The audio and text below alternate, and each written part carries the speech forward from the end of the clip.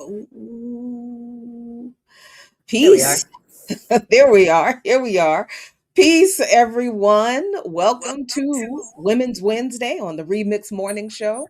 I'm Jackie Lukman. I'm joined by Kalau O'Brien Moscoso, and you know who's missing. You notice who's missing. It's the ear doctor. The ear doctor had a prior commitment today, so sorry. No remixes, no music breaks today. It's just us women's. Yeah. And look, Apologies. it's actually a new day, Cloud, because we seem to be remonetized on this platform. Right. That's right. Randomly, or maybe not randomly. I think Yeah, Jared I was don't I working on don't it for a know. while. Yeah, I think that there has been a lot of advocating and challenging the demonetization on the back end. I think that Jared had been doing, and I think, and probably Renee as well. And I think that it finally paid off. So That's we great. are remonetized on YouTube. So hit those super chats, hit those contributions, or however it's done. I don't know, because I honestly don't pay attention to that kind of stuff. That's somebody else's job. I just talk. So Same. On the yeah. mouth. Right. So how have you been? How have you been? What's been going on with you? Nothing much. I mean, staying up to date on the news in the region because, man, it's wild. It's a wild ride. Yeah, I don't know if we want to necessarily get started right away, but I guess also, yeah, it's end of the year. Um, I'm back in Brooklyn. So it's really good to be back. Yeah, New York is a lot more expensive than Lima. I I I don't even like going to New York. I don't like being in New York and being hungry, because then it's like now I got to pay for this high price food. I got to pay for this expensive ass food, and I got to find a nice bodega to go to so that I can eat and not, like, end up bankrupt, because you ain't never lied. New York City is, and living in Washington D.C. That's not like the difference in the high cost of living between New York and DC. Not that different. Not that, I mean, a one bedroom in a crummy neighborhood, crummy neighborhood in DC, is still $3,000. You know, so it's not much different. Food is expensive here too, and yeah, it's hard out here, and I think Yeah, it's getting harder and harder it for is. people who didn't used to have it hard, Mm-hmm. and unfortunately they're new to this struggle. Mm-hmm. So their frame of reference for challenging the current conditions, very much steeped in liberalism, because they've been ignoring us radicals, telling people that this is the reality for most of us all along. So I've been noticing, I think, as I've been kind of winding down, at the end of the year, trying to, get into my relaxation mode. We've got one meeting before the end of the year, I think, this week, or at least I do. And then after this week and this one meeting tomorrow, where we're actually going to be planning the agenda for the first meeting of the year for BAP. Um, then after this meeting tomorrow, it's like, look, that nothing else serious is coming out. I'm not paying attention to, and I've been kind of trying to do that a little bit, ever since I finished the manuscript and got, we're getting toward the end of the year. But I have been noticing um, that more so-called middle class folks are feeling the pinch, or people who thought they were middle class are feeling the pinch. And I do think that there is more attention paid to the economic instability that is spreading and affecting more people. Mhm. So I do think there is a rise in understanding that something is wrong in Right. this country. However, I don't see people making the connections between the organizing we have been doing, the things we have been talking about, the issues we have been raising, and people connecting what we've been saying to what they're experiencing now. And that's and I guess, Cloud, that kind of makes me feel like it reminds me of what you say frequently, that organizing is advanced in the global south. And I don't think we've reached that kind of critical mass here where most people see themselves as a part of a collective struggle. I think that's what I was getting to. Like, Yeah. people realize, oh, my pockets are hurting and this is not fair to me. And what do I do to fix my situation? But in this country, people have not connected their newly experienced economic struggles to a collective struggle that has been going on for a long time. And Yeah. I'm wondering if I'm off in what I'm seeing, or if you're kind of seeing the same thing. No, I think that that's fair. I think that's right. In terms of, yeah, people that weren't necessarily thinking about these things before because it didn't really affect them. Hmm. Now, nouveau poor. Like, oh shit, this sucks. But to make that connection with like, this is my individual problem, to like, how do we, because like, you also are having that problem. My neighbor down the street or down the block is having the same problem. Like, you know, seeing it as part of a collective. And yeah, I mean, I think in some ways that the idea of like some of the struggles in the global south being more advanced is because the conditions there are so much dire. They're literally, facing at the front of facing that US imperial beast that, they've just had to they've had to answer some of these questions long before. Now folks in the internal core are like, oh shit. Hmm. um it's not to say that, I mean, I guess, yeah, it is to say that they've just been struggling longer because it's been hitting them, harder and first. But again, as we often talk about, right, like these things are not disconnected, right? The similar violence that's happening currently in the Caribbean and really throughout the region. It's not just the Caribbean, right? Hmm. Fisher folk have been killed in the Pacific, right? And I mean, Puerto Rico has essentially been, it was already colonized, let's not, but it's been hyper militarized to a point where it's, they have active daily base trainings. Some of the comrades that we speak to are like, oh yeah, we see the we see the planes flying out, heading Hmm. towards Venezuela. Like it's all, very, um, yeah, it's all very heightened right now. Um, and to be able to connect that to the internal, right? The internal and domestic imperialism and colonialism, right? This is, I think, obviously, that is our work Hmm. of Hmm. consistently being able to connect that, and as we were talking about in our previous meeting, right? Really getting people to see the framework of people's centered human rights as a collective process, right? One that we're constantly engaging in and constantly redefining and tweaking, and trying something out, going back, figuring it out, going back to the drawing board, you Hmm. know. Um, do I, yeah, I mean, is the US ready for that kind of struggle? I don't know.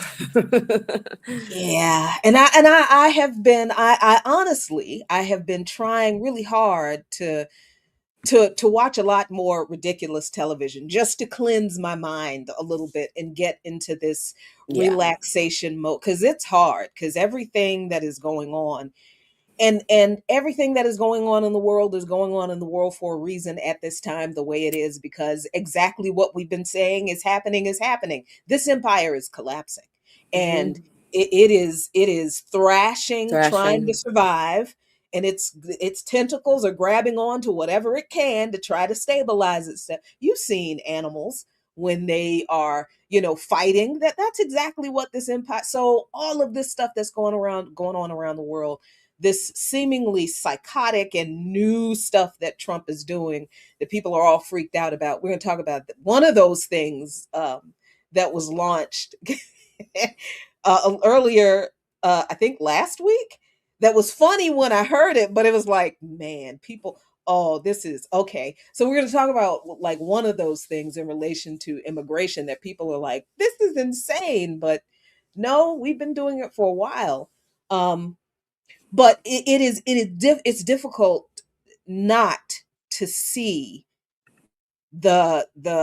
it's hard not to see the chickens not just coming home to roost, flocks like they have blocked out the sun. All There's so many chickens coming home to roost, and not just here, all throughout the colonies. I mean, look at what just happened in Chile.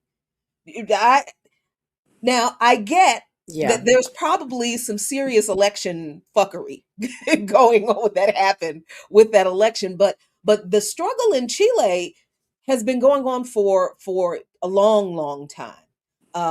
Centuries. And the fact that they have reverted to electing, um, they're calling him the right wing son of a Nazi, but that just means he's a Nazi. I mean, Yeah. Yeah. but they elected a Nazi for president Hmm.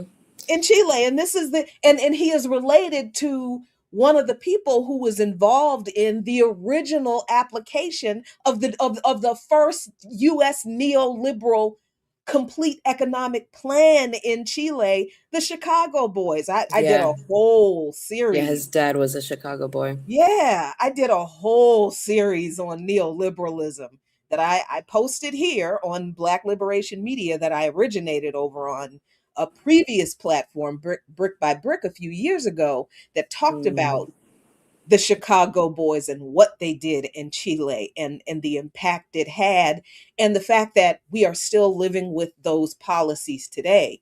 Um, but it's like it's hard to relax.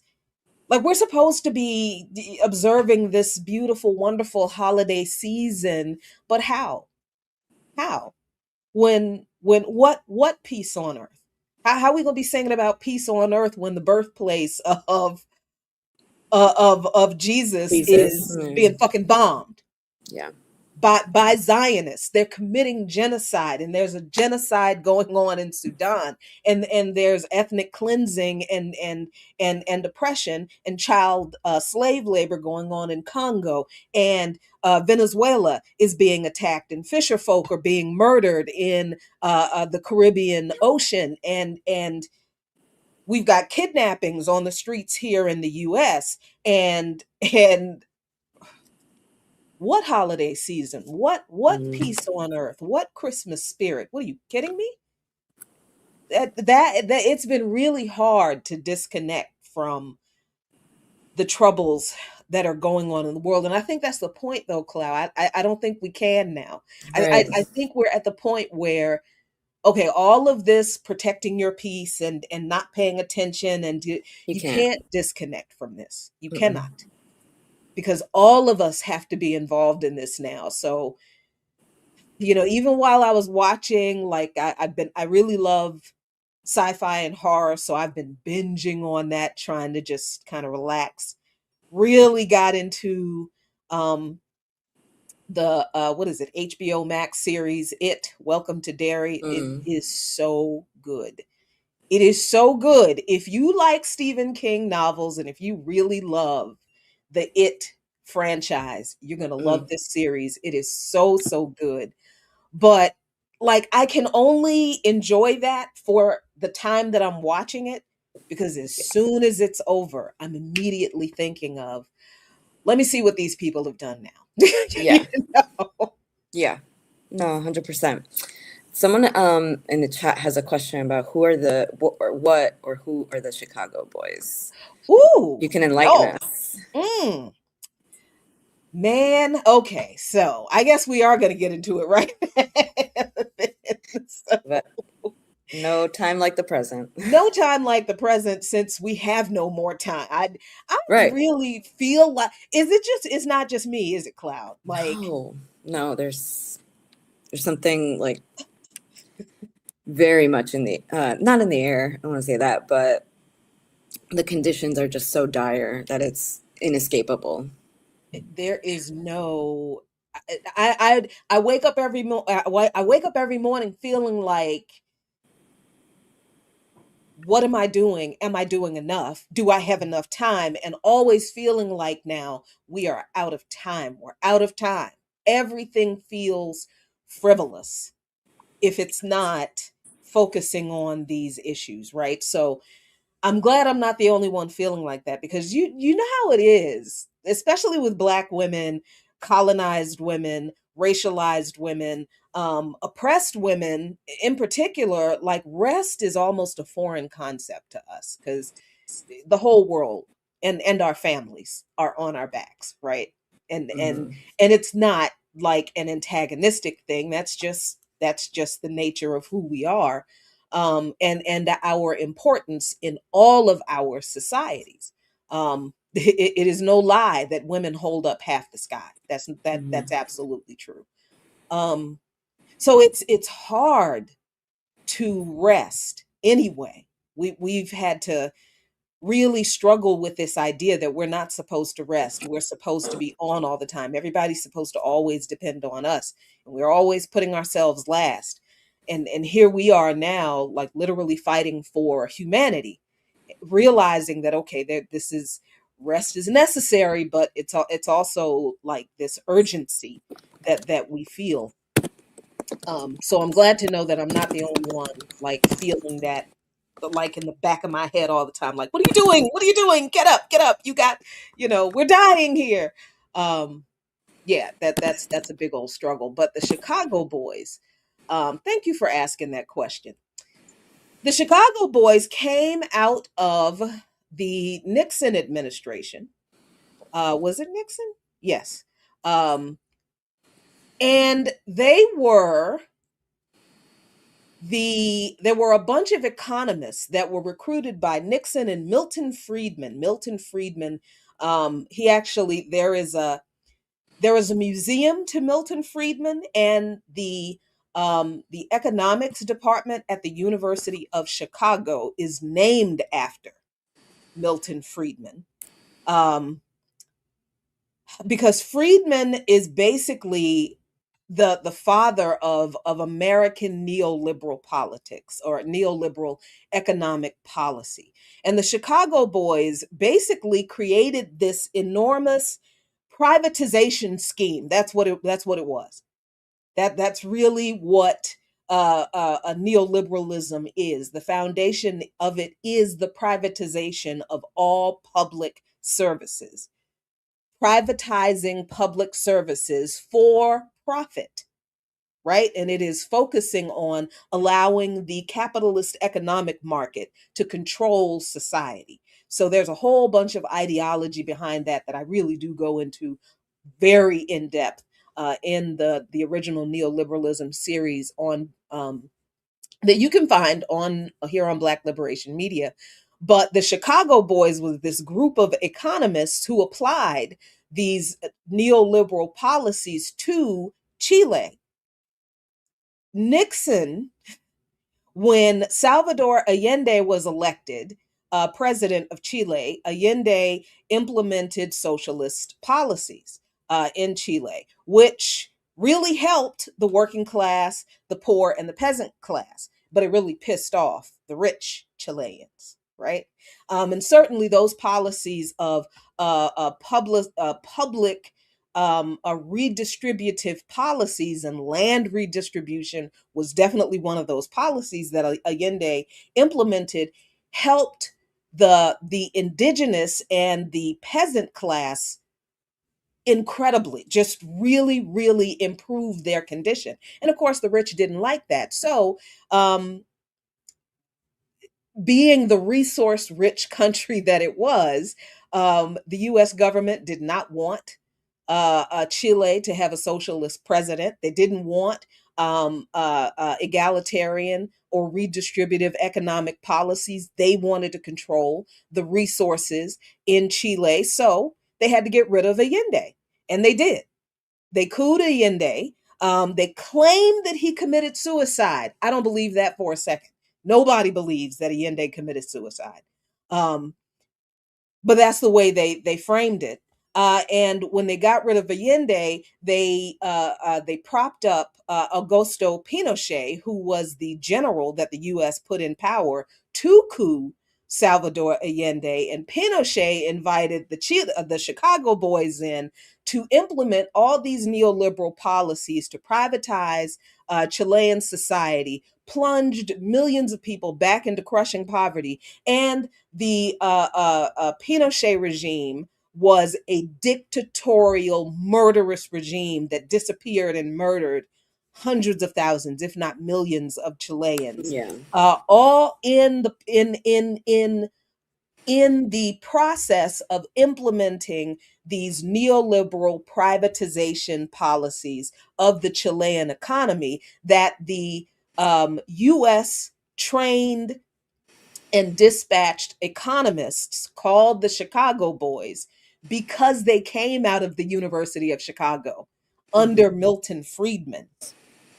That's what the Chicago Boys, that's who they were, that's what they did, and the policy they implemented, they literally had a gigantic 3-ring binder notebook that contained the policy that they called the brick.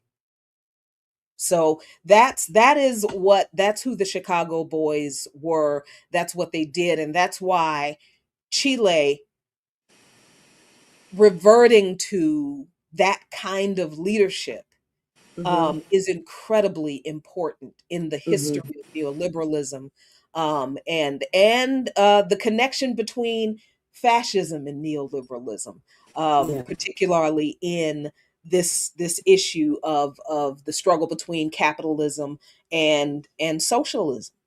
So that's what that is. So, but Mm-hmm. please find the neoliberalism series that I did post here on Black Liberation Media. Video quality is crappy because I didn't know what the hell I was doing back then. um, but really good information in those videos. But thanks for Yeah. asking that question. Yeah. And I think to tie that to the election that just happened, right? And Hmm. the past 6 years of what would have been a should have been, and the people called for a reform that didn't deliver, right? And like the failures of this social democracy, that Boric championed, right? Like I mean, especially with like the Constitution, there was the ability to change the Constitution, to have a popular constituent assembly, and it went to the right wing, right? So the Pinochet Constitution, for the most part, is actually still intact. A lot of the promises, right? And Boric comes out of this, like the 2019 student movement that really erupted in Chile in 2019. Um, as what you're saying, as a failure of neoliberalism, right? One of the major, almost taglines was, neoliberalism was born in Chile, it will die in Chile, right? Hmm. And that was the demand of the peoples. But you know, I think oftentimes we say red or dead for a reason, because these, very milquetoast social democratic reforms don't really cut it, and especially Boric being so amenable to the Biden administration in multiple instances, whether it came through like increased cooperation with Southcom, but even thinking about just international affairs, right? Was Mhm. very pro the Ukraine war on Ukraine's side, right, and was consistently like speaking out against that. Mhm. Um, Thinking that if he bashed the actual socialist governments in the region, that would give him some like points with the Biden administration, with the U.S. in general, right? So it'd call um, Maduro a dictator, didn't win the elections properly, right? So I think the very real failures of what should have been a reform government, also really played a huge hand in like just giving up the country back, giving it back to the literal Nazis. Mhm. Yeah, I remember the protests that were going on in the streets in Chile around that constitute, revising or getting rid of, trying to Hmm. get rid of the Pinochet era constitution. And the people um struggling so hard just for years in the streets fighting against that constitution, and them getting so close, but then, like you said, the people who were supposed to carry out the will of the people didn't. And so then you're still left with this framework that they have been able to use to do this. And then I saw this. Oh, let me see if I can find the comment. Here it is. um, uh, Kalanji 93 FJ says, a good friend of mine from Chile told me a huge factor in the election was the persuasion of right wing social media bots, immigration fear mongering, and Red Scare tactics linking Jara with Maduro. I mean, again, that we see this going on here in this country, and we somehow don't understand that these tech giants do not just operate in this Hmm. country, they also operate the same social media platforms all over the world. Yeah. So the same lies and bullshit and bot farms and bullshit lies that we see from the right here, that shit is happening all over the place. Hmm. It is not just happening here. So for people who keep thinking that our struggles here are not connected to anybody else's and we don't have anything to do with anything that's going on in the rest of the world, the fact that the tech companies that we spread these claims on are doing the exact same thing in other countries around the world, that connects us to other people's struggles if people can't see anything else Hmm. does. And that, I just, man, I really do not get how people still don't understand that. Okay, if you don't consider the struggles of other human beings against oppression something that you should be concerned about, I mean, just the fact that we are indoctrinated by the same people, Hmm. the same way, with the same lies and the same information, if that doesn't show you that we are connected, that our, at least our enemies see that we are all connected, that they all have to get together to indoctrinate all of us. I don't know what else to tell you. I don't know what else to tell people, Clap. Yeah. Yeah. Internationalizing the struggle. Mm, There's really, there's no other way. Um, if we're all, dealing with similar conditions by the same actors hmm or same cohort of actors, right? There's no reason why we're not. And actually, even thinking about, right, the military command structure. So I forget what it's called now. Westcom, maybe. Essentially, the U.S. military command structure, Northcom and Southcom, is being hmm combined right into this whole one Western Hemispheric Command, Wow. Westcom, right? If that doesn't actually, like, if the enemy understands our Americas as being connected, right? Why shouldn't we? You Mm-hmm. know, if they understand that whole, you know, Abya Yala as one land, contiguous landmass as being connected, not just, I mean, obviously in their framework is to dominate the whole landmass, but you Mm-hmm. know, again, like we're at war, and if we don't see that and respond to it in that way, then it's a wrap. I I hate to keep saying that we're cooked, but I just keep feeling like the more I see, and I also have to temper my cynicism, because that really that is what it is. I have to temper my cynicism that I know comes from um seeing the lack of intellectual rigor on social media. I have to temper that with engaging with people in real life, because engaging with people in real, in real life is, that's where we move people.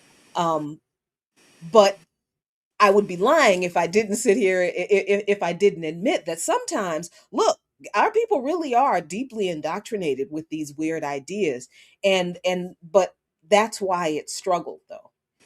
That is why it is struggle, because this is the process of decolonization. We have to confront these backward and disjointed, and really capitalist indoctrinated ideas, where people believe that there is something legitimate about this idea of Americanism, and that it can save them from what they don't even understand those very ideas created. Like, the Mhm. reason your life is miserable is because of the thing you're aligning yourself with.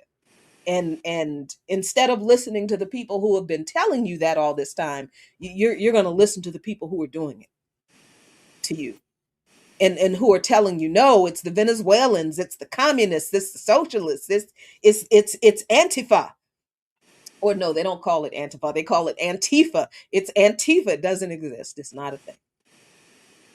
You're going to listen to Turning Point USA and Candace Mm. Owens and Tucker Carlson. How is it that people are more enamored and impressed with Tucker Carlson and Marjorie Taylor Greene now coming out and saying, "Oh, Israel bad"? Why are y'all so like, wow, look at that? But from the beginning, since 2018, since 2013, since 2009, hell, since 1958. And before then, anti-imperialists and anti-Zionists have been telling you this is a crime, this is ethnic cleansing, this is genocide. You didn't pay any attention to anybody else saying that this was wrong all this time. But Tucker Carlson, Marjorie Taylor Greene, and Candace Owens come out and say Israel bad after they've carried out the genocide, and y'all are impressed. Now you want to jump on that bandwagon instead of actually dealing with the history and the reality that we've been telling you about. And ooh, we lost Clow, but I'm sure she'll be right back. Man, we you know how it is. They've been trying to shut us up. And they'll do it however they can, but we're gonna keep plugging along. We really are. So again, y'all, thanks for joining. Appreciate you. It is Women's Wednesday, and this is the Remix Morning Show. I'm Jackie Lukeman. Clow will be back in a minute. Just had a little disconnection issue. Ear Doctor had a another commitment today, so let's take a look at an issue, because we've got the tribal war uh thumbnail up. And so let's talk about Sudan for a little bit. But I'm going to let our friends at Sovereign Media uh, um, explain what is going on in Sudan. Sovereign media, if you are not following sovereign media, if you are not aware of sovereign media, please go to Facebook and Instagram and follow sovereign media. They are a conglomeration of left independent media outlets, a lot of them that have been silenced. So they created this fantastic media collective. So they recently posted on December 3rd about the developments in Sudan, and they have a really great carousel that I want to show with you. So that I want to share with you. So they say in a crucial development in the war on Sudan, the UAE-backed Rapid Support Forces seized the Sudanese Army's 22nd Infantry Division headquarters. There's Cloud. She's back. Since the seized the Sudanese Army's 22nd Infantry Division headquarters in Babanusa, West Kordofan, with Babanusa the third important city to fall to the genocidal militia in the past 6 weeks. Not only is the RSF regaining momentum, but it is also strengthening its foothold in Western Sudan. Such advances have been made possible by increased Emirati supply, particularly fiber optic FPV drones that nullify a major strength of Sudan's army to withstand lengthy sieges. Sudan is now effectively divided in two. The RSF dominates the West, while the army controls the East. However, the RSF takeover of Baba Nusa means the militia has now secured uninterrupted access for its attacks on the contested North Kordofan state that sits between the militia and the state army's area of control. Baba Nusa is one of the urban centers of the Misseria. I'm sorry if I mispronounced that. One of the Western Sudanese nomadic Arab tribes that the RSF claims to represent. However, since the RSF siege on the city began in January 2024, Baba Nusa has been emptied, displacing hundreds of thousands in the process and leading large numbers of Misseria to side with the army. The RSF is now set to attack Al Obeid city in North Kordofan, which has become a safe haven for the region's displaced, just as Al Fashir did for the indigenous people of Darfur. However, the concern is that should the RSF reach Al Obeid, the UAE backed militia would not discriminate between Arab and non Arab in its brutality. This militia does not represent a tribe, it only represents the UAE's interests in conquering Sudan and wiping out everything in their path. And this is the carousel that they have. And they explain why this is so significant in this war. Oops, sorry. This is a map of the region where they show the Rapid Support Forces militia control of Baba Nusa in West Kordofan, an oil producing state there. Bordering South Sudan, solidifies the UAE backed militia's foothold in Western Sudan. This is interesting to me, Cloud, because, you know, I had an experience this weekend where I mentioned China and their advancement in data centers and why we don't talk about the way China develops data centers where they're more efficient than the way they're produced here. And somebody responded, well, China builds its data centers in Africa. Always indicting China with this accusation of China is exploiting Africa. But how come we never have that response when we're talking about the UAE?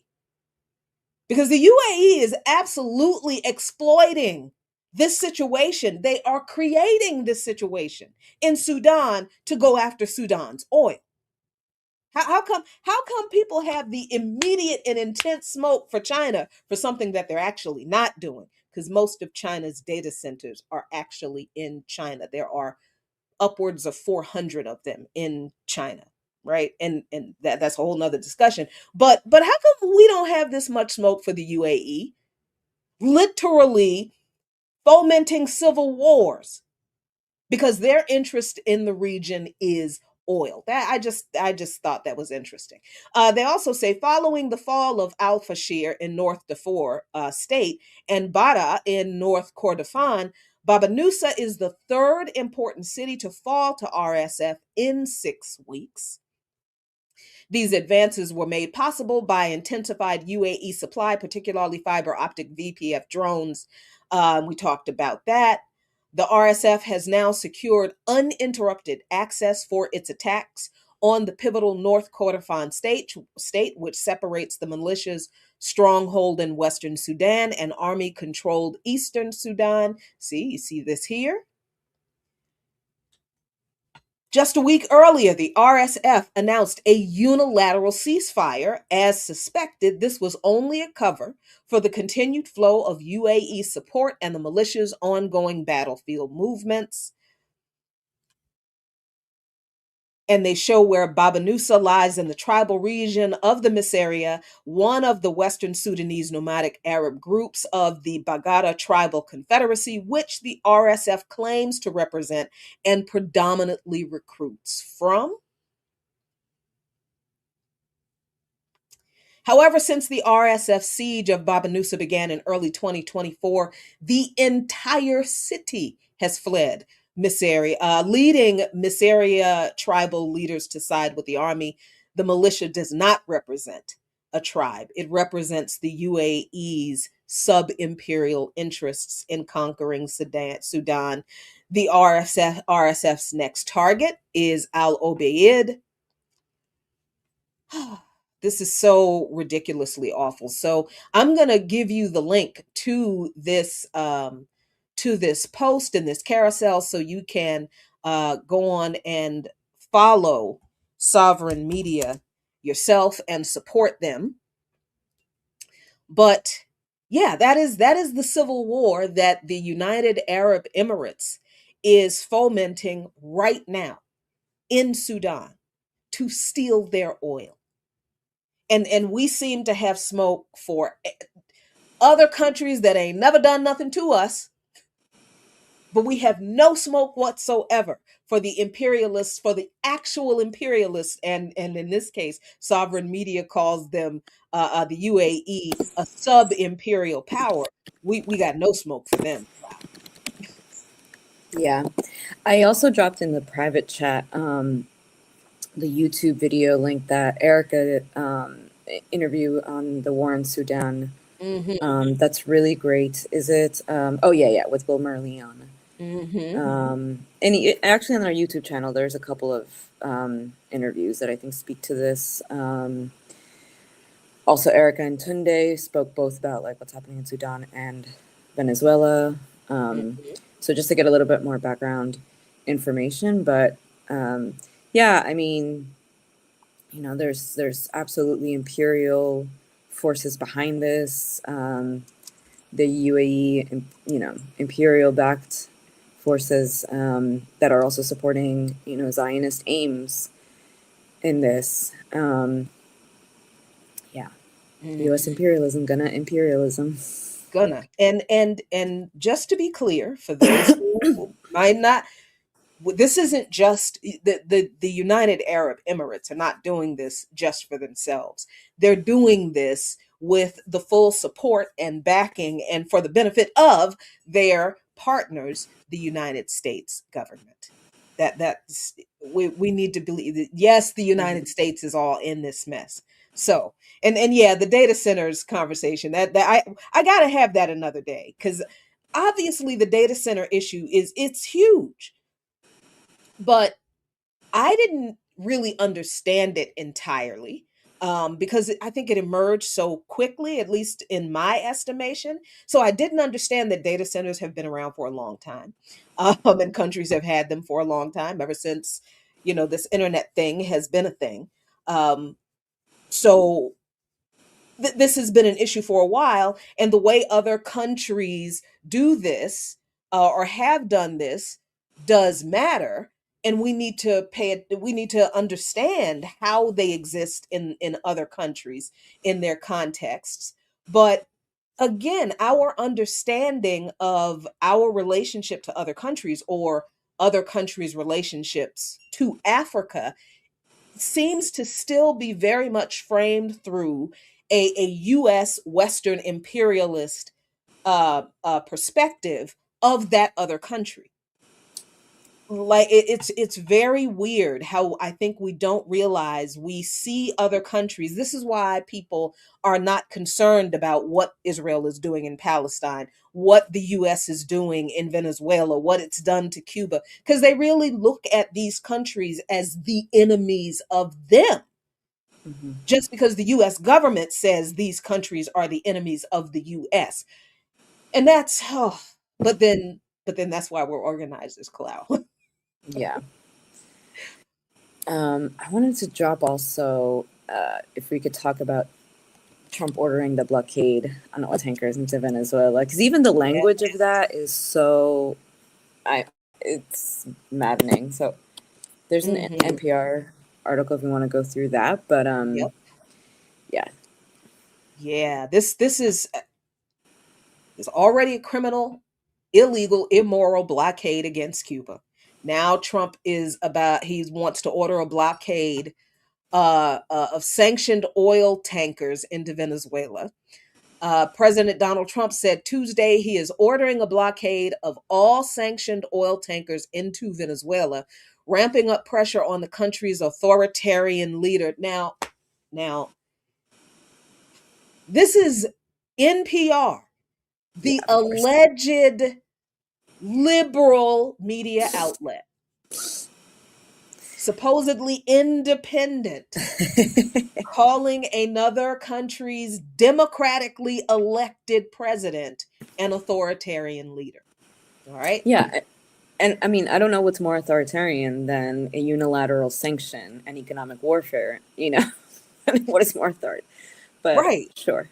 That was very weird. It's like how are you calling the leader of the country that is going to suffer the blockade and the sanctions the authoritarian and not the president who is imposing them? That makes no sense to me. But anyway, they go on to say in a move that seemed designed to put a tighter chokehold on the South American country's economy, Trump's escalation comes after U.S. forces last week seized an oil tanker off Venezuela's coast, an unusual move that followed a buildup of military forces in the region. It wasn't unusual, it was illegal. Hmm. It was illegal. And this is the so-called independent liberal media outlet framing this in this way. In a post on social media Tuesday night announcing the blockade, Trump alleged Venezuela was using oil to fund trafficking and other crimes and vowed to continue the military buildup until the country gave the U.S. oil, land, and assets, though it was not clear why he felt the U.S. had a claim. At least they put that. Like, is this some kind of journalistic integrity? I don't know. I don't think so, but at least there's that. They go on to say Venezuela is completely surrounded by the largest armada ever assembled in the history of South America. It will only get bigger, and the shock to them will be like nothing they have ever seen before until such time as they return to the United States of America all the oil, land, and other assets that they previously stole from us. What the fuck? When did Venezuela steal anything from this country? Pentagon officials referred all questions about the post to the White House. Venezuela's government released a statement Tuesday accusing Trump of violating international law, free trade, and the principle of free navigation with a reckless and grave threat against the South American country. On his social media, he assumes that Venezuela's oil, land, and mineral wealth are his property, the statement said of Trump's post. Consequently, he demands that Venezuela immediately hand over all its riches. The president of the United States intends to impose in an utterly irrational manner, a supposed naval blockade on Venezuela with the aim of stealing the wealth that belongs to our nation. Um, the Maduro's government, according to the statement, plans to denounce the situation before the United Nations. Then they go on to, on and on and on. So,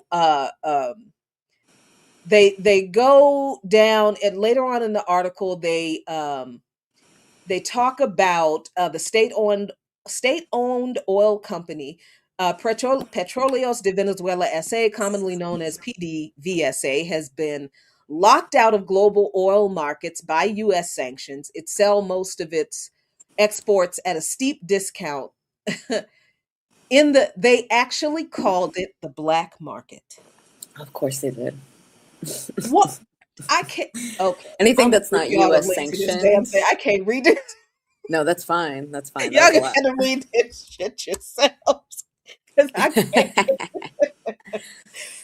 Is it is Venezuela, Cuba, China, and every other country that wants to trade with those countries? How is their trade considered the black market just because the United States doesn't like it? Yeah. Well, even that, right? It sets them up, reveals their understanding of the global order, that it is them, it's the US that commands it. Anything else outside of that is considered, you know, underground somehow. But even aside from this, right? So as we're seeing these escalations happening in real time, quite literally, the State Department also released not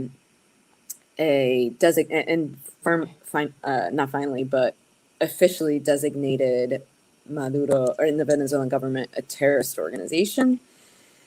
So understanding that, we understand what this is going to be setting up and laying the groundwork for, right? Being able to actually go in um, and try to enact regime change, what they weren't able to do in the past decade plus, 2 decades almost, of lawfare, of soft power and funding the right wing opposition, the very crazy right wing opposition, murderous, that during the Guarimbas killed many Venezuelans, and many of them Afro Venezuelans, right? Mm-hmm. Mm-hmm. So I think this is we're in a moment in time where we're like, it's the attack is coming. We don't really know exactly when, but I think Mm-hmm. we see it's coming closer and closer. But even as a response to this, I kind of wanted to read this from the Bolivarian government of Venezuela communique. A united Venezuela rejects Mr. Trump's grotesque threat and will denounce it. On the night of today, December 16, 2025, the President of the United States, Donald Trump, in violation of international law, free trade, and freedom of navigation, has issued a reckless and serious threat against the Bolivarian Republic of Venezuela. Through his social media, he assumes that Venezuela's oil, lands, and mineral wealth are his property.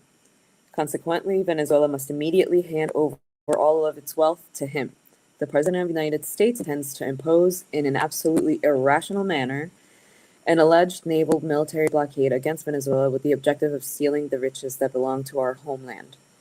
Venezuela, in the full exercise of the international law that protects us, of our Constitution and the laws of the Republic, reaffirms its sovereignty over all its natural resources, as well as the right to free navigation and free trade in the Caribbean Sea and in the oceans of the world. Consequently, it will proceed in strict adherence to the UN Charter to fully exercise its freedom, jurisdiction, and sovereignty above these warmongering threats. Our ambassador to the United Nations will immediately proceed to denounce this grave violation of international law against Venezuela. And this is important. We call upon the people of the United States and the peoples of the world to reject by all means this extravagant threat, which once again reveals Donald Trump's true intentions to steal the riches of the country that gave birth to the United Liberating Army of South America and to our liberator, Simón Bolívar. The people of Venezuela, in perfect popular military and police unity, will know how to defend their historic rights and prevail along the path of peace. Mr. Donald Trump, verbatim, brandishes the following interventionist and colonialist expression: until they return to the U.S., all the oil, land, and other assets they previously stole from us. Which, how do you fix your mouth to say that? His true intention, which has been denounced by Venezuela and by the people of the United States in massive demonstrations, has always been to appropriate the country's oil, land, and minerals through gigantic campaigns of lies and manipulation. Venezuela will never again be a colony of any empire or foreign power, and will continue together with its people along the path of building prosperity and the unrestricted defense of our independence and sovereignty. The Venezuelan people, in perfect popular military and police unity, remain firm in the unrestricted safeguarding of their territory, their wealth, and their freedom. With, with our father liberator, we say, fortunately, it has been seen that a handful of free men can defeat powerful empires. Caracas, December 16, 2025. Mm-hmm. Mm-hmm. And just to put this in context, this was just done by Right. U.S. courts just earlier, a couple of weeks ago too. Oh, sorry. Venezuela denounces U.S. ordered forced sale of oil company Citgo. A Delaware judge has ordered the sale to settle debts as Venezuela says U.S. military buildup is targeting its oil reserves. Well, we just heard Donald Trump say that it is. Venezuelan Vice President and Minister of Petroleum Delcy Rodriguez has condemned the U.S. court's decision to authorize the fraudulent and forced sale of Venezuelan oil company Citgo in the United States to pay off billions of dollars in debts, alleged billions of dollars in debts. We energetically reject the decision adopted in the judicial process, Rodriguez said in a statement read on state television about the sale, which the Venezuelan government has always opposed. Delaware Judge Leonard Stark last week ordered the sale of Citgo's parent company to Amber Energy, an affiliate of the hedge fund Elliott Investment Management, for $5.9 billion. Elliott Investment Management said in a press release that the court order was backed by a group of strategic U.S. energy investors. Citgo, a Houston based subsidiary of Venezuela's PDVSA, has been facing claims that it owes more than $20 billion to creditors, reflecting the broader financial woes of the South American country under U.S. sanctions, which have targeted its once profitable oil industry. So let me the U.S. government sanctions Venezuela, keeps them from selling their material on the open market by making it illegal, or at least by punishing countries that want to trade with Venezuela. So Venezuela can't sell its oil to the wealthier nations. And then, because Venezuela doesn't make the kind of money that they would if they were able to sell on the open market, then the so called creditors, the country that imposed the sanctions, now says, well, Venezuela, that the company, they can't pay their debts. So then they force the sale of. This is gangster. This is Gangsterism. gangsterism. What This Adama is a calls it. mob shakedown. Mm-hmm. And it always has been. This is not new just because Trump, it's not a mob shakedown because Trump is doing it. Right. Because this lawsuit didn't start with Trump. All right. So all of this is nothing more than this particular administration ramping up the long, long process of the reimposition or the re-strengthening of the Monroe Doctrine. That's what this is. It is an attempt to recolonize economically and militarily if they have to, as you are seeing the Trump administration do, recolonize the Americas and firmly reestablish these countries as America's front yard now, not backyard anymore. So this, yes, it is the escalation and the speed with which Trump is bringing all of these long-term plans to some type of boiling point. Yeah, that is the speed with which this is happening is unprecedented. But understand, this has been going on. This country has been attacking Venezuela and Cuba and Ecuador and Chile. They've been doing this for a long time. This stuff didn't just happen in the past year.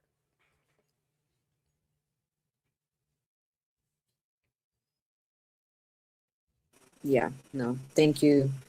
I think, yeah, no, thank you.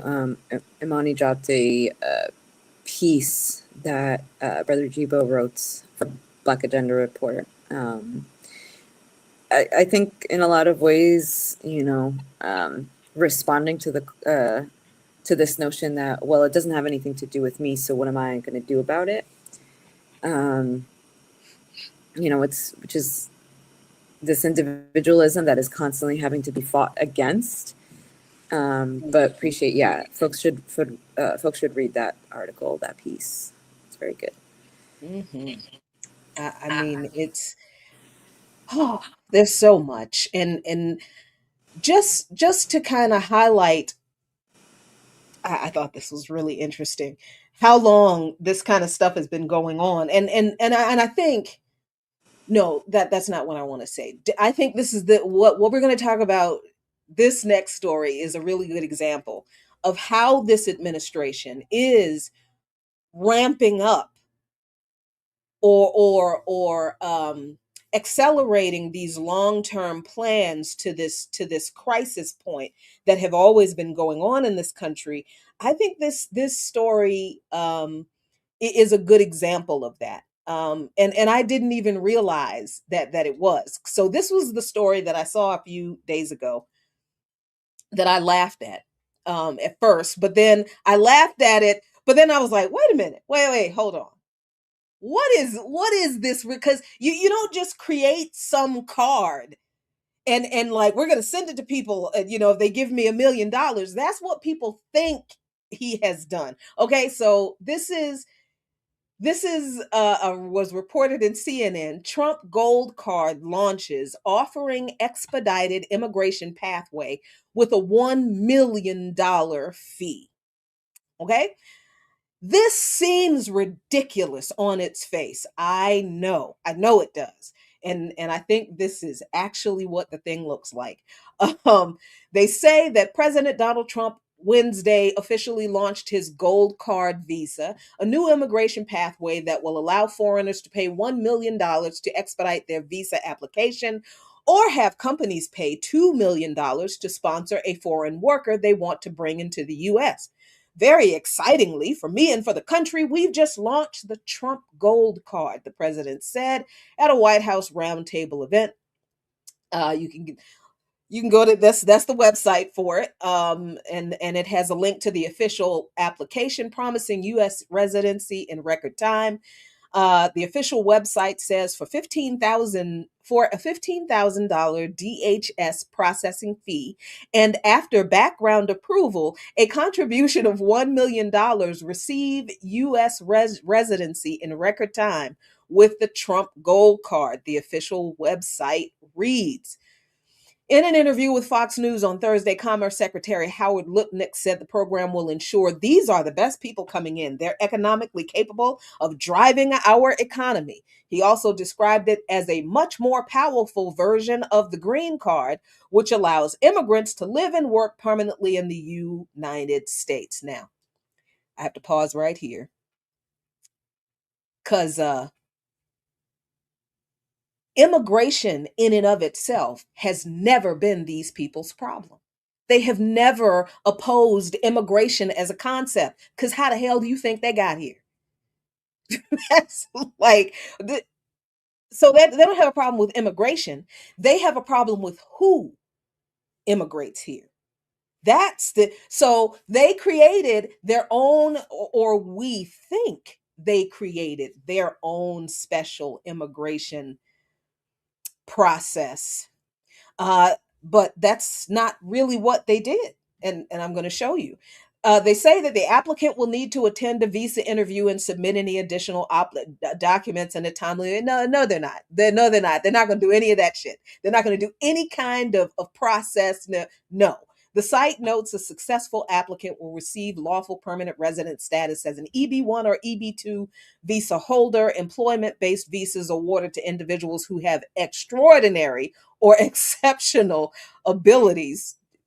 There's no definition for what that means, what either one of those words means. And there are plans to introduce a platinum card that will invite foreign nationals to add their names to a waiting list for to get a visa for a $5 million contribution. For that amount of money, the administration promises that eligible applicants will be able to spend up to 270 days in the United States without being subject to U.S. taxes on non U.S. income. Yeah.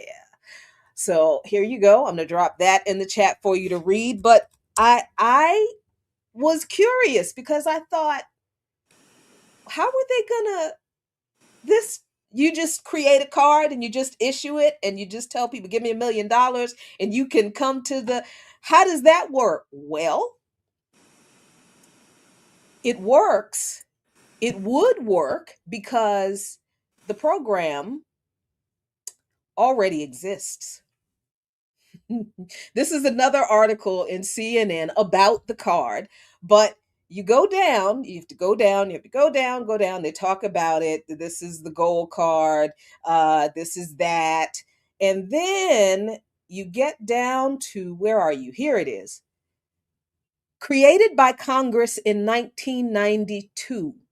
The EB-5 program can grant green cards to immigrants who make a minimum investment of at least $1,050,000 or $800,000 in economically distressed zones called targeted employment areas to create jobs for American workers, according to the United States Citizenship and Immigration Services website. So I said, oh, this program already exists where rich people can just give the United States $1 million and come over here. And yes, it does.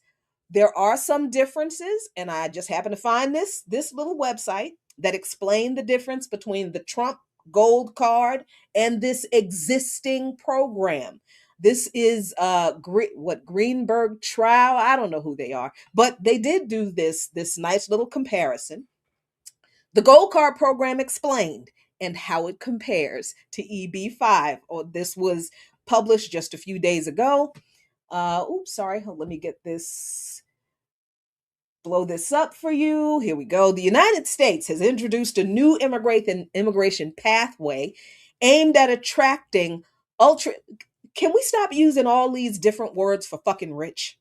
Rich, the ruling class. That's what this is for. The Gold Card program, created by Executive Order 14351 in September 2025. This program arises from executive action rather than an act of Congress. It operates outside the traditional statutory framework that governs the EB-5 immigration investor program. As a result, it presents both opportunities and legal uncertainties for prospective applicants. So they give a detailed analysis of the Gold Card program and the existing program. They say that unlike EB-5, Congress did not enact the Gold Card. It's an executive initiative implemented solely through presidential authority. That distinction has significant implications. It may be modified, suspended, or rescinded by a future administration. Don't hold your breath.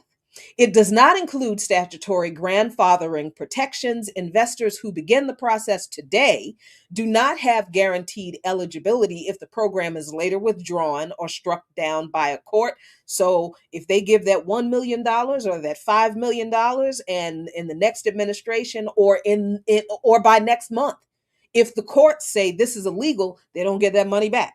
And they don't, they are shut out of luck and all that money.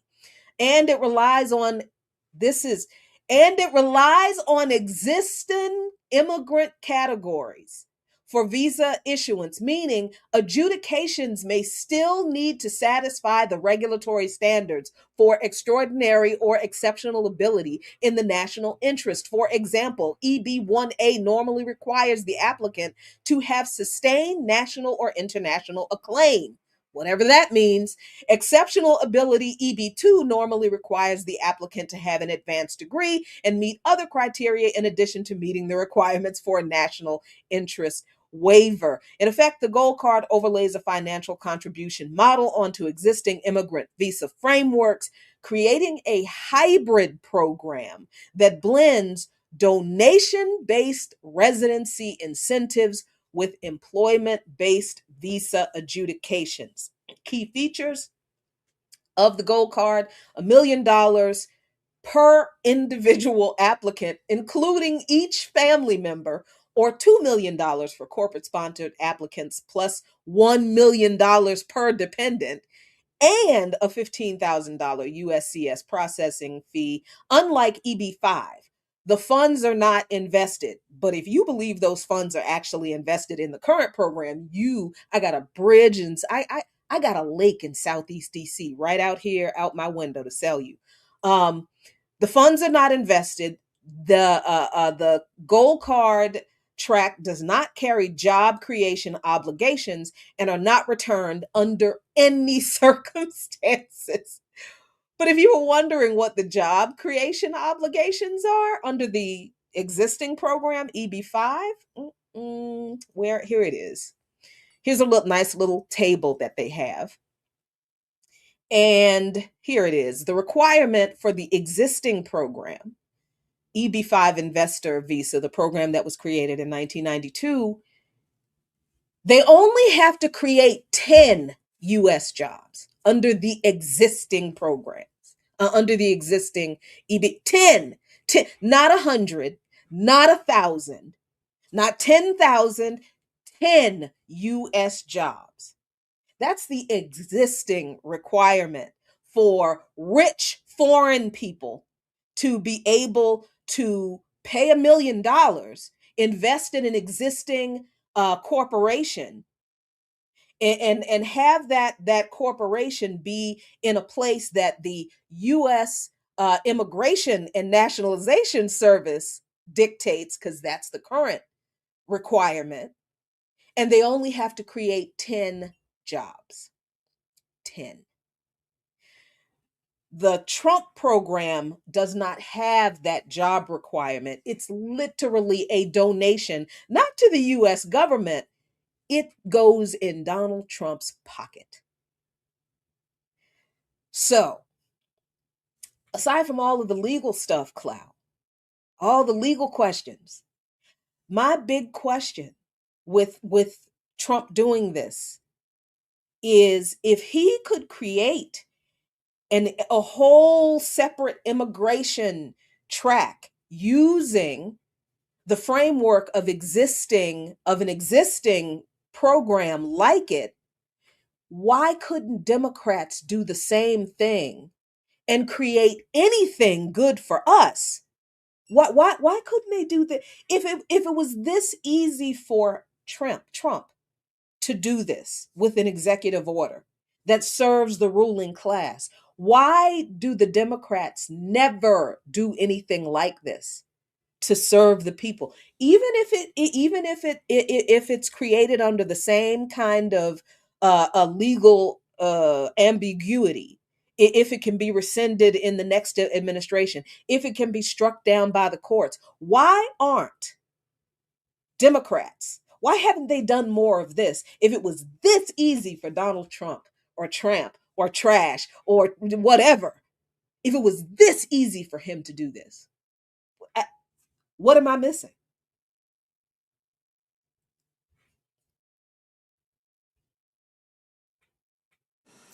Yeah, they not, yeah, like you said, none of this is new. Um, and that was in 92. Again, speaking to what Erica always says, the 90s are severely understudied, and I think a lot of what was started then, or what really started percolating at that point, is coming to a head now. We're like really seeing what the very like real consequences, material consequences of a lot of those policies, a lot of the mostly deregulation, Mhm. across all sectors, across all industries. And yeah, I mean, this is not surprising whatsoever, right? They're not trying to accept people from quote unquote shithole countries, meaning Right. poor, black, brown, the colonized, But hey, Mhm. you got money, come over. Right. And I think the thing that I really thought a lot about too, Cloud, is that like Trump is not a standalone individual.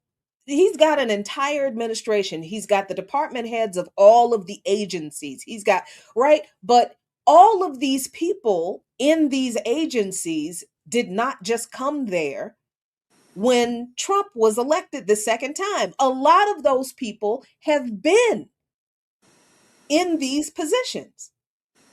And they have gone right along with helping them do it, helping him do these things. Yes, he replaced the heads of some of these agencies, but he didn't fire everybody in the agency and replace everybody in the agency with a whole new workforce. Yeah, he did lay off a bunch of people, fired a bunch of people from the federal government, but that was what, like 350,000 people?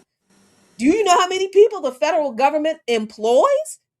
And then at the state level too. So yes, this is not just Trump sitting there doing this all by himself. He has people in the administration, throughout the administration, facilitating this.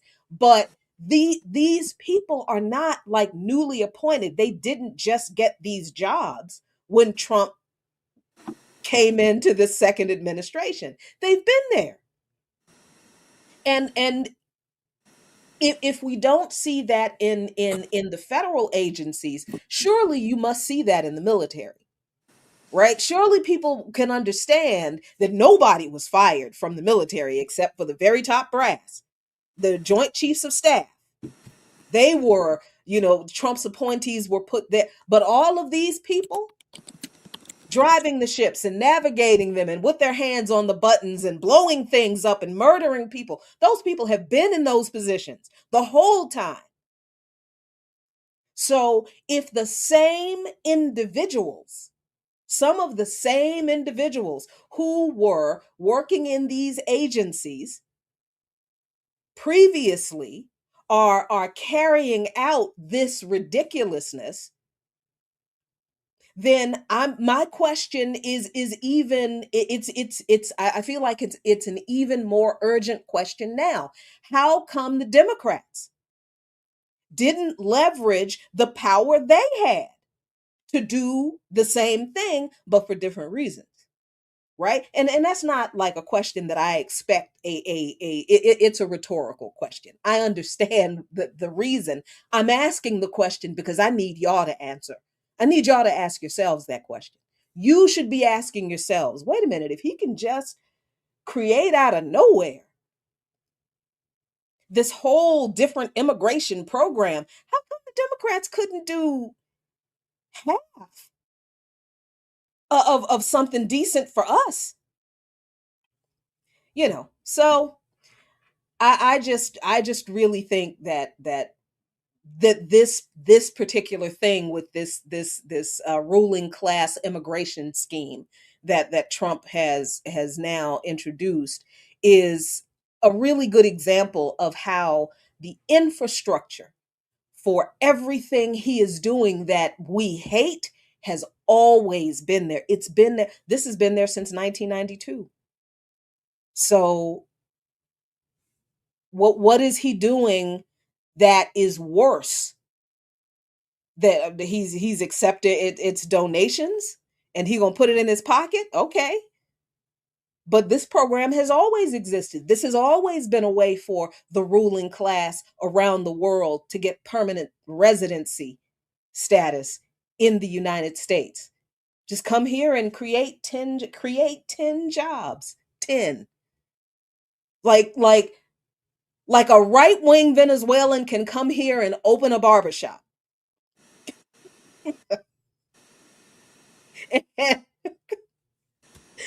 Lord have mercy. What else you got, Cloud? Because I can't. Yeah, it's rough. um, no, I mean, I wanted to maybe go through the um, article that the Department of War itself put out on the merger of Northcom and Southcom. Ooh. It was the last um, link that I dropped in the private chat. Oh, okay. Yeah. Yeah.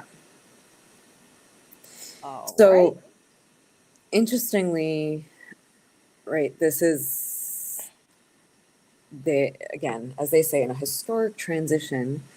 Um, they're combining and activating the U.S. Army Western Hemisphere Command and its center location. It's going to be coming out from Fort Bragg, North Carolina, which, if folks remember, right, there's been a lot of a whole book that came out, but also just investigations around the ties that Fort Bragg itself has with narco trafficking, right? So at the same time that they're going after Maduro and the Bolivarian Revolution around so-called narco terrorism, have now officially claimed and labeled the Venezuelan government as narco terrorists. They are combining Northcom and Southcom, understanding it as one our America as well. For them is like our Americas, right? The U.S. is Americas. From the very place where investigations have found out that it's like leading the whole structure of narco trafficking within the U.S. and even in the region. So, I think for us, this allows a lot of, well, major opportunities to point out those contradictions, right? But also being able to see, like, this is exactly why it's not about narco terrorism. This is exactly why it's not ever been about, whatever excuses they tell us for whatever specific war is happening at the moment, but resources extraction.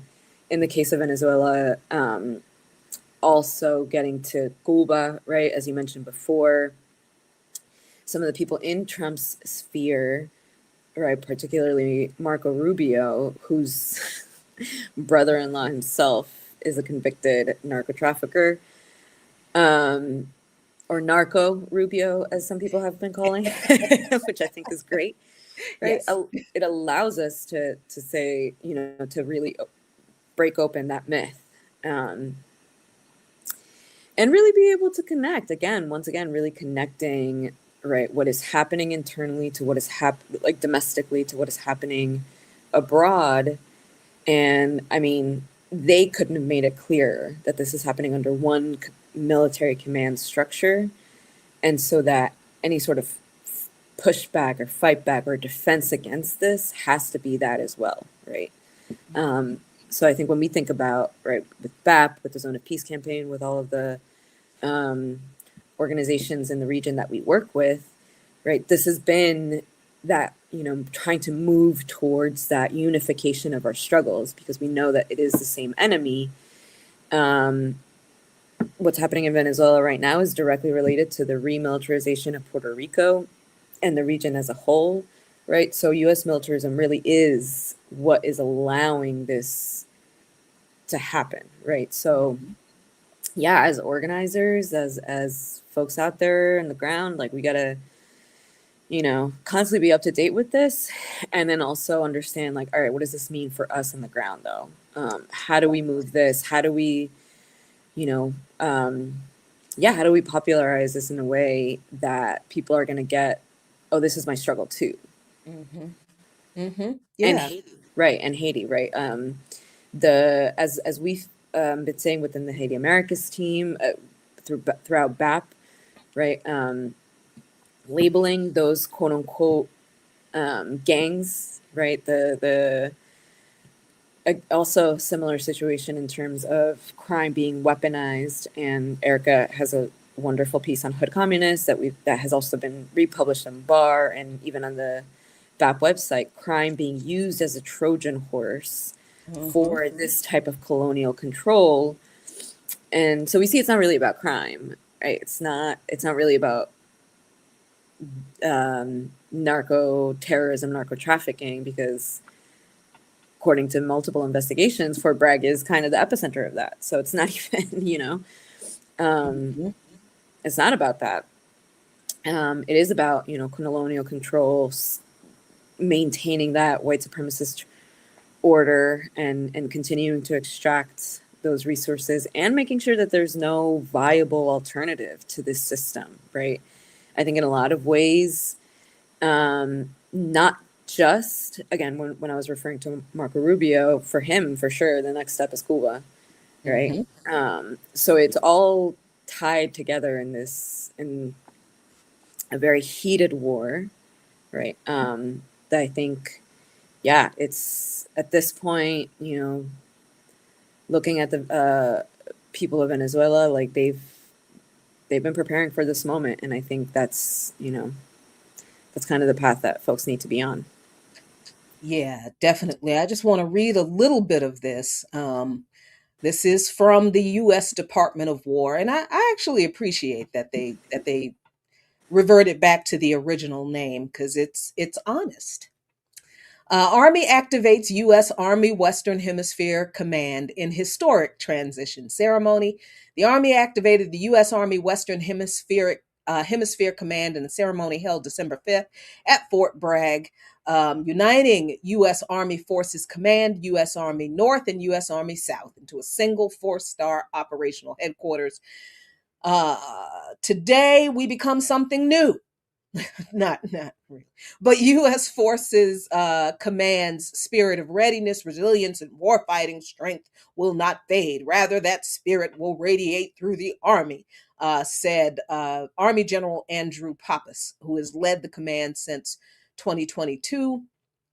The ceremony marked a significant moment in the Army's transformation of the establishment of West HEMCON. That's what it's called, West HEMCON is part of a broader transformation campaign to modernize Army command structures and improve operational agility.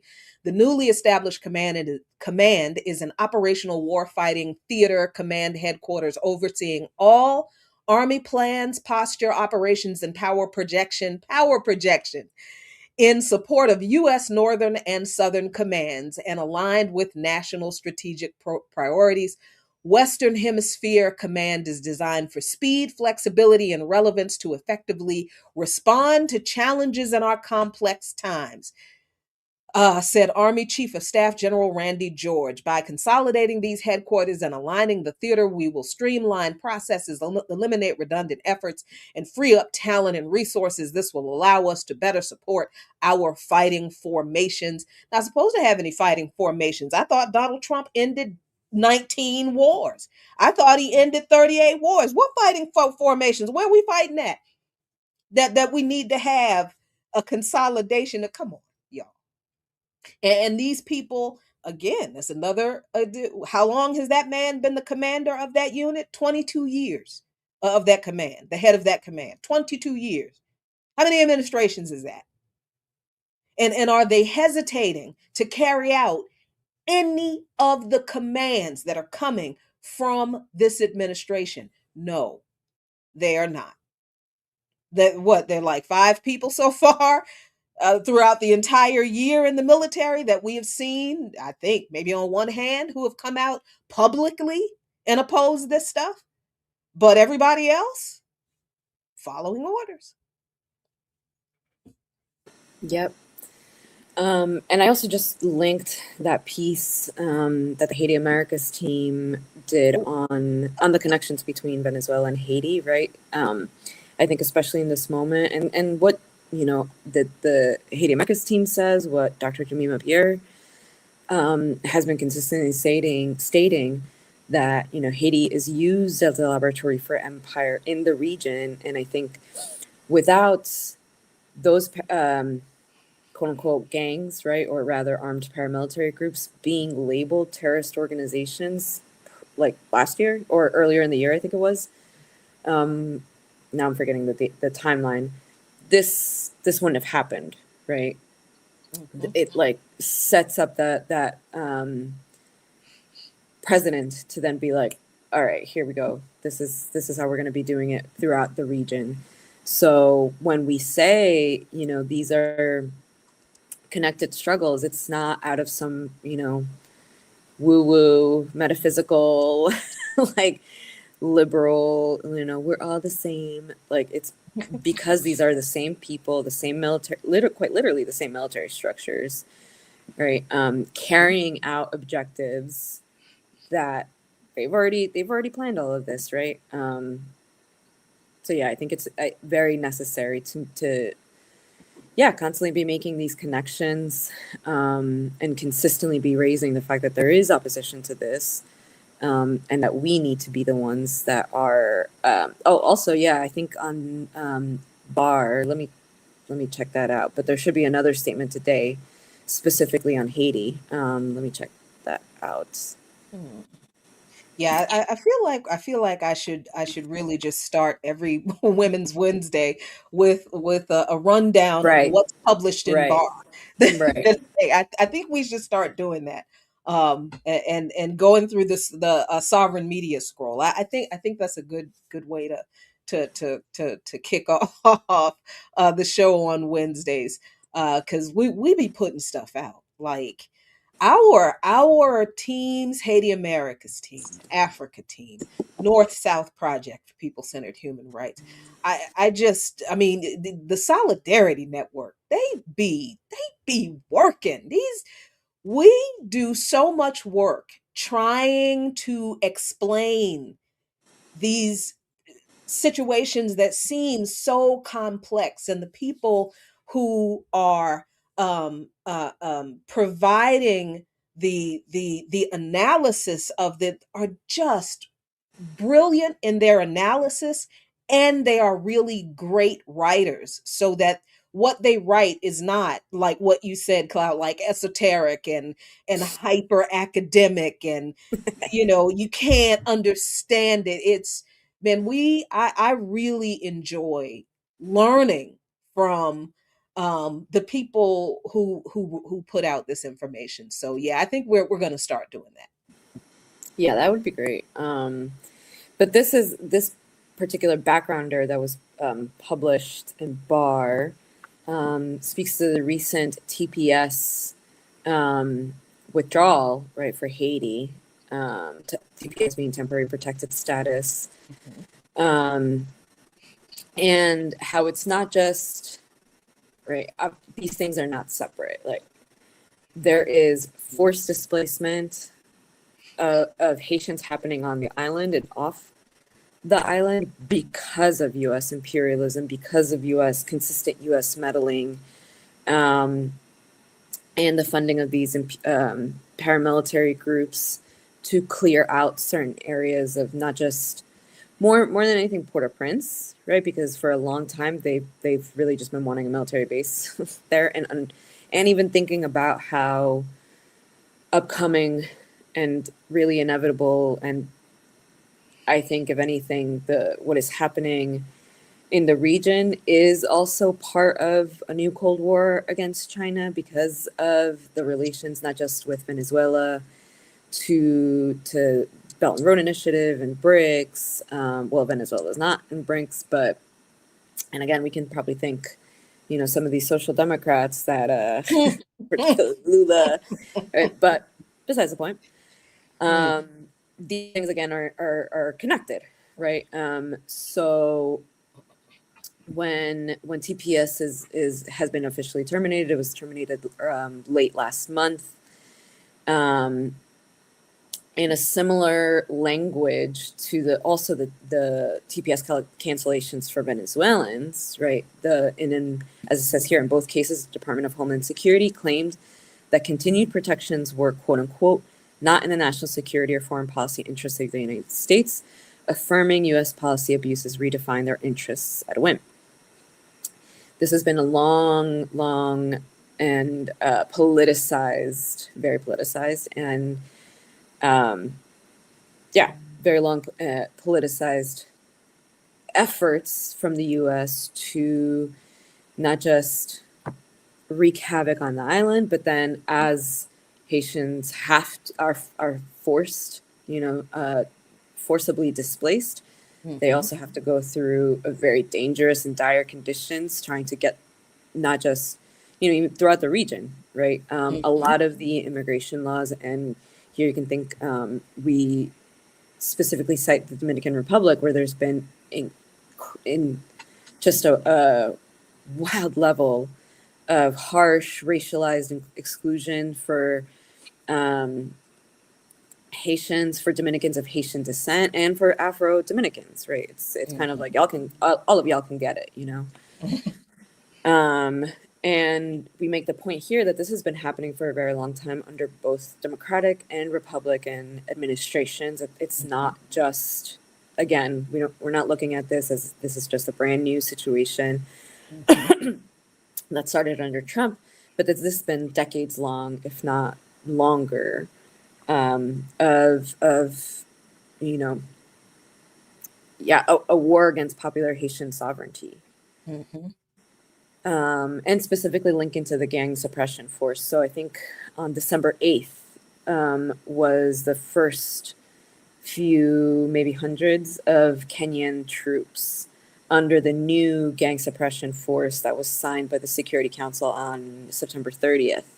Mm-hmm. Right. So this is an even more like heightened force under the UN that, as most of these missions, right, prior to that was a multi support service mission. I forget the MSS mission, right? This U.S. backed, Kenyan led. It still continues to be Kenyan led and of course U.S. backed, but it stipulates even more, more control for the U.S. And just more displacement for Haitians, right? Whether internally, right? Haitians are being displaced internally from the city to the to other areas, and throughout the region. Yeah, this is a fantastic article. And I dropped it in the chat for y'all, but I just saw this here again with the 90s, man. The infamous Clinton orchestrated rice importation scheme that devastated the Haitian rice industry and destroyed national food sovereignty.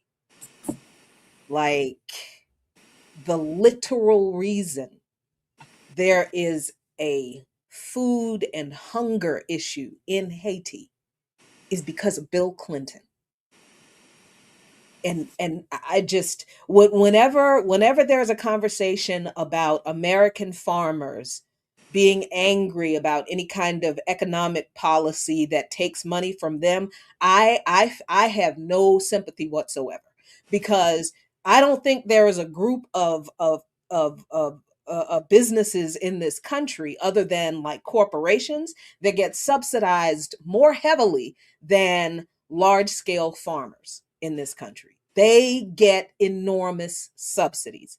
Why do they get so much subsidies? Because you would think that they would just feed this nation, right? No. Where do you think that rice comes from? That gets exported from the US to these other countries, right? And we know that Haiti is an agricultural country. So why would they need imported rice? Why would they need food to be imported from anywhere to the, well, after the US invaded the island, killed all of the Haitian pigs, the indigenous Haitian pigs. I forget that there's a specific name for them, but they Yeah. were black. Mm-hmm. But they killed, the US military killed every Haitian pig. And they eventually destroyed Haitians' ability to eat their own grain. So instead of Haiti being able to feed themselves with their locally grown rice, the US destroyed Haitian rice crops and then imported US rice. That's why American farmers get the subsidies they do. Because this whole business about American farmers feeding the world does not need America's food. But America's grain is forced on countries that the US has occupied, invaded, or imposed imperialist policies on as a means of control and dependency on the US. So, US agriculture as an industry is literally propped up by US imperialism. Mm-hmm. I don't give a fuck about US farmers. Yeah. Not if they're being used in this way.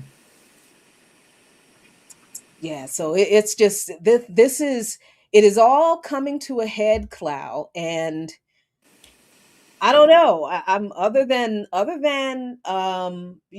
the continuing to do what we do. Um, I think we're feeling and we're seeing that everything we do has to be intensified, but that still kind of doesn't feel like enough, right? Yeah, I mean, this is the question that, we're trying to and have been thinking about building out and trying to actually put into practice in the Zone of Peace campaign and with the US NATO Out of Our Americas network, right? What is that deeper coordination amongst our, the organizations of our people look like, right? What does it mean to, because we can, have millions of people out on the streets, and in the past we have, right? How many people came out during the Iraq War? Millions, literally millions. Did that stop it? Right? So is that the goal, right? Of course you want to build your base, you want to build a very diverse movement. But you also want to build ideological clarity and actually thinking about how do we even, you know, how do we stop or put hold or hurting on the war machine, right?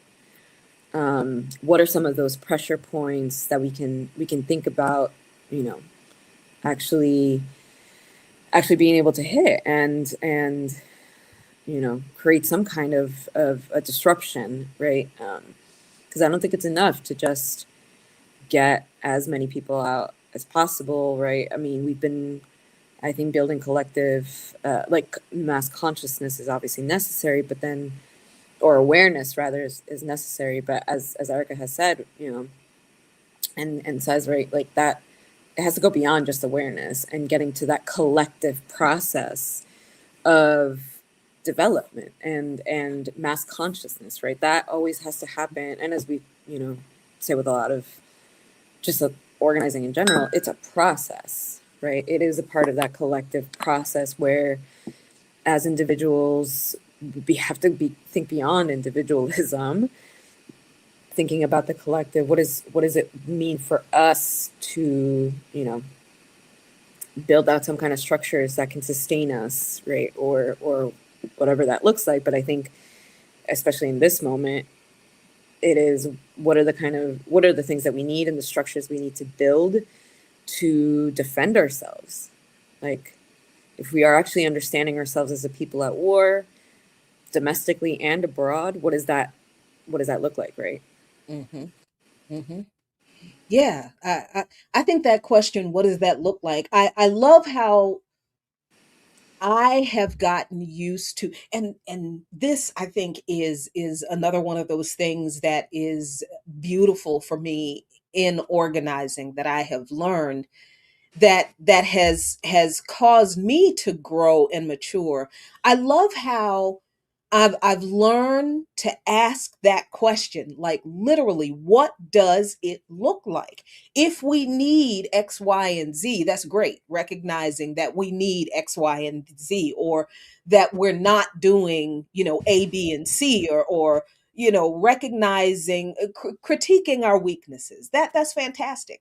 But for a lot of us, we don't we don't provide what it looks like for us to provide the thing that we're not, or for us to do the thing that we're not. And I think part of part of that, I think, is because our frame of reference is this country. That So our imagination of what these things could look like is limited to a place where we don't know the history, so we don't have anything to reference to answer that question. What does it look like if we were to do X, Y, and Z? And we know so little about other countries where they have gone through this stage of the revolutionary process, and they are more advanced than we are, but we believe what this empire says about them, so we don't pay any attention to the frame of reference that they provide that could answer the question for us. So I really like how us asking that question, or I really like how I have been kind of pushed to ask that question more frequently of myself. And then that has forced me to go and learn some new things, right? Because, like, for example, the history of how the US um, makes another country dependent on it for food. I learned that because I kind of figured, well, what does it look like if we are pushing for um, food sovereignty? If we understand that we are not food sovereign in this country, what does that look like? And then I look at other countries that are food sovereign, and then I find out why they had to fight for food sovereignty. Then you find out that that's connected to US imperialism. And you find out how the US destroyed a country's ability to feed itself. Like that, getting that information, I think for me, this whole process of asking, well, what does it look like for us to do that? That question has helped me get to that information. I think in a way that just being kind of curious didn't. You know what I mean? So I appreciate that I'm learning to do that as an Mm-hmm. organizer. Mm-hmm. Yeah, I also in the private chat dropped this is from 2012, Jemima's article on Clinton. Oh, I think actually sorry, that was the um wrong piece that I just dropped in there, but Jemima does have a piece on Bill Clinton loving loving Mhm. Haiti and really what what happened there. Let me Yeah. see if this actually will copy and paste the right one. There we go. Okay. So we could out there for folks that want to get a little, obviously a little bit more information and background on that. I think some Oh, folks had some absolutely. questions about, not really knowing the history of this. Hmm. I mean, check out Black Agenda Report, and it's on Wednesdays, so Bar Wednesdays. Hmm. There's always something there that we can all learn from. Okay, I'm gonna drop this in here for y'all. And whew, wow, this was a little bit hard to get through without the breaks. I miss Air Doctor. I know, I know, so intense. I'm like, ooh, 2 hours. Like, okay, I'm chatty and I can talk, but dang, man. Also, I think, people are asking, and I noticed too, I don't know if we got demonetized again, but the super chat button is not there. So I haven't even been, I don't I saying don't that. yeah, I don't know. I hope we're not demonetized again, but we'll figure it out. And we'll see what happens tomorrow. Um but I know we got a few minutes left and I really just wanted to goof off a little bit. Listen, I love, and I know we have a problem with Stephen King. I know we do because Stephen King, especially in his earlier books, and to be honest, I haven't read a Stephen King book since The Outsider.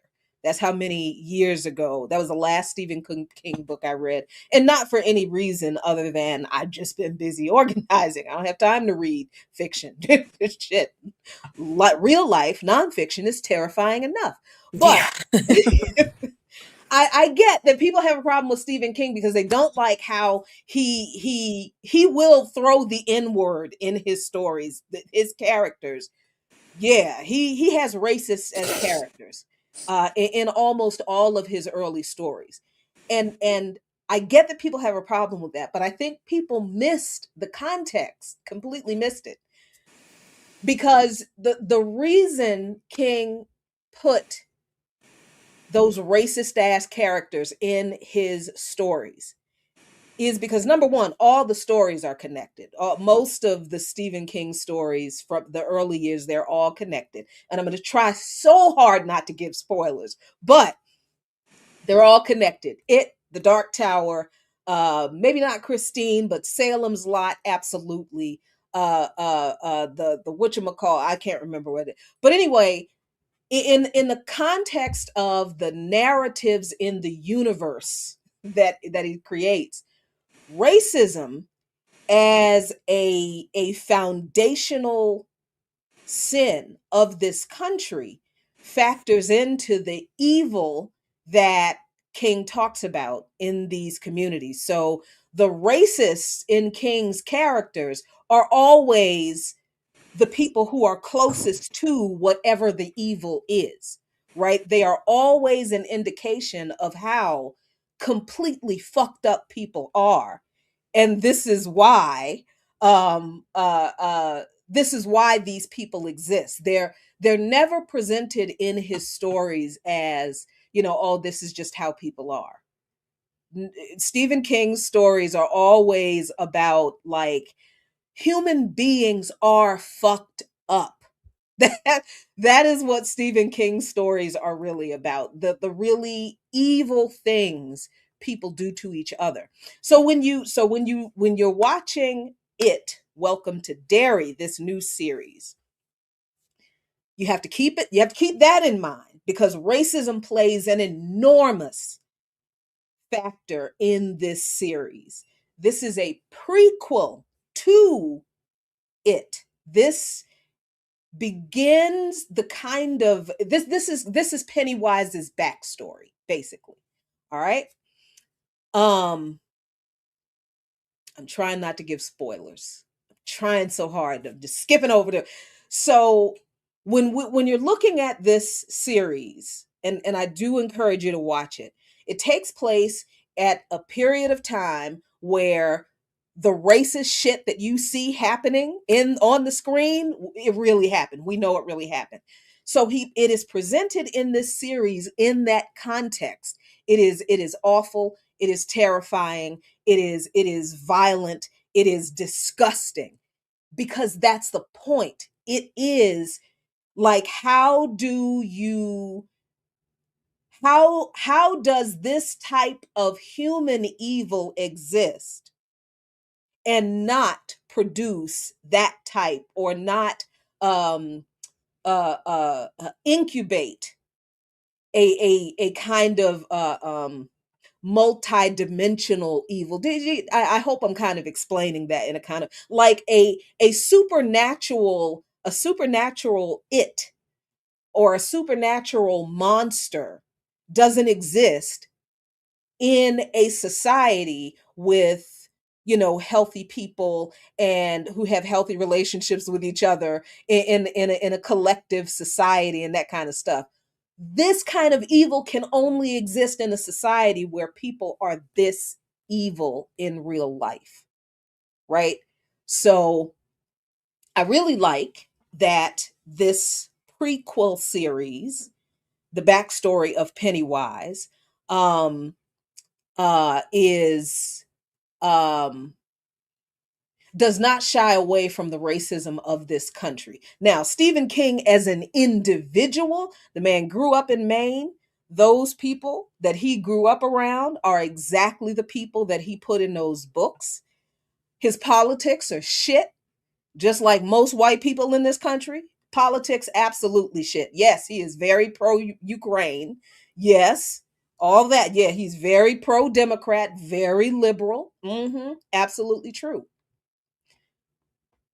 But I do think that what I explained in the way that he framed these racist characters in his stories do have a connection to the kind of evil he was talking about. And I think this series, it Welcome to Derry, which is on HBO Max, frames that probably in a way that I can that in a better way than I just explained. In a better way than I just explained it. Um, I think it's if you don't like horror, stay away from it, because it's kind of graphic. If you don't like children being terrorized, don't watch it. Do not watch it. That's the very first episode. But if you're a fan of King's early works, if you like the original It movies and miniseries, and I really did, it's I think you will enjoy it, and I really do think that it does provide a really interesting um, analysis of American racism, because it presents like this connected history of white racism, of white supremacy, of white supremacist violence between indigenous and Africans. It's there, and it's pretty good. I enjoyed it, so I hope you like it. Get you in the Christmas spirit. Yeah. Total holiday season. That's great. I also wanted to, I would have said this for a remonetization, but I guess that's not a possibility. But still consistently, yeah, still consistently fundraising for um immigration stuff. Hopefully that's just like a, quick paperwork, but again, under this administration, who knows? Mm-hmm. Um and some background of when I broke my leg and I couldn't work for a few months and have still been trying to, again, back in the US. Things are a lot more expensive here. So if Mm-hmm. folks have the ability to support, amazing. More importantly, share it with your networks. If anyone else can, that would be, yeah, amazing. Fantastic. Y'all have the link to the GoFundMe. Um, yeah, this is I don't know, man. I don't know. I don't know what to think anymore. I don't I mean, we're a society that's just like either consistently asking for like mutual aid and GoFundMe and stuff because it's not sustainable. So we do have to turn to our folks, right? We do have to turn to our community. I'm very thankful that people do support, right? But of course, it does, having to consistently be in those situations, it's like, all right, this isn't right. working out for Right. anybody. Right, right. Like I think we've all. I hope we've all gotten to the point where we realize, okay, these stories about the neighbors who banded together and bought a car for their poor neighbor who walked 5 miles to and from work every day. Those are not feel Hmm. good stories. Those are stories reflecting the collapse of society. Right, right. So many stories that I see are like, oh, this 80 or 90-year-old that, got $1 million on his GoFundMe to help with, medical expenses because Walmart's not paying enough. I'm like, did I hear the age properly? Like, Right. Right. Like, how do you not see that an 80-year-old working a job anywhere is a problem? How did you get past that and be like, oh, this is so not like, oh, just yeah, we've got a lot of decolonizing to do. A lot of decolonizing to do, and again, I go back to looking at the history of revolutionary struggle of the countries and the people who have who are now sustaining and defending their revolution. I'm trying to figure out, how did y'all get y'all people to get it? Because I'm I'm struggling. I am struggling right now. Because I don't know how we gonna do it. I don't know. yeah, yeah. It's a Mm-mm. struggle. It's a struggle out here. Revolution doesn't pay. Right? Certainly not not. not not on the front end. Not on the front Not on the end. front. Exactly. Nope. Not on the Exactly. front end. But Exactly. but For what we're building for, that is that's yeah. the goal, right? And that's the drive. But in the meantime, Yeah, the meantime is the difficult one. So that's it, y'all. We are done for today. Thanks so much for hanging out with us today on this Ear Doctor Less remix morning show. He'll be back tomorrow. Thanks for hanging out with us here on Women's Wednesday. I'm Jackie, that's Clow, and we are out. Hmm. peace, y'all. Peace. Where is the thing? Oh, yeah, there. Remix.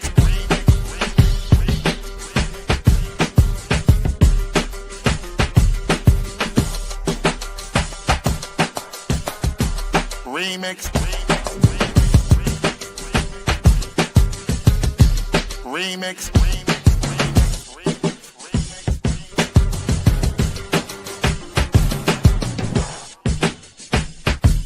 Remix. Remix. Remix. Remix. Remix.